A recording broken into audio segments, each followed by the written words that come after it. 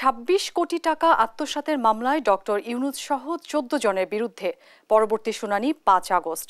ঢাকার বিশেষ জজ ৪-এর বিচারক সৈয়দ আরাফাত হোসেনের আদালতে এ দিন নির্ধারণ করেন। এর আগে সোমবার সকাল ১১টার দিকে মহানগর দায়রা জজ আদালতে হাজির হন ডক্টর ইউনূস।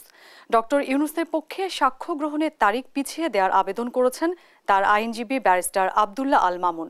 এর আগে গত ১২ জুন ডক্টর ইউনূস সহ ১৪ জনের বিরুদ্ধে চার্জ গঠন করে আনুষ্ঠানিক বিচার শুরুর আদেশ দেন বিচারক। এর আগে গত ২ এপ্রিল ঢাকা সিনিয়র বিশেষ জজ শামস জগলুল হোসেন দুদকের দেয়া চার্জশিট আমলে নিয়ে মামলাটি বিশেষ জজ আদালত ৪-এ বদলি করেন। চলতি বছরের ৩০ জানুয়ারি ২৬ কোটি টাকা আত্মসাৎ ও পাচারের অভিযোগে গ্রামীণ ব্যাংকের প্রতিষ্ঠাতা ডক্টর ইউনূস সহ ১৪ জনের বিরুদ্ধে আদালতে চার্জশিট দেয় দুদক। আর গত বছরের ৩০ মে দুদকের উপপরিচালক গুলশান আনোয়ার প্রধান বাদী হয়ে ১৩ জনকে আসামি করে মামলা দায়ের করেন। এর আগে একই আদালতে গত ৩রা মার্চ ডক্টর ইউনূস সহ ৭ আসামি আত্মসমর্পণ করে জামিন নেয়।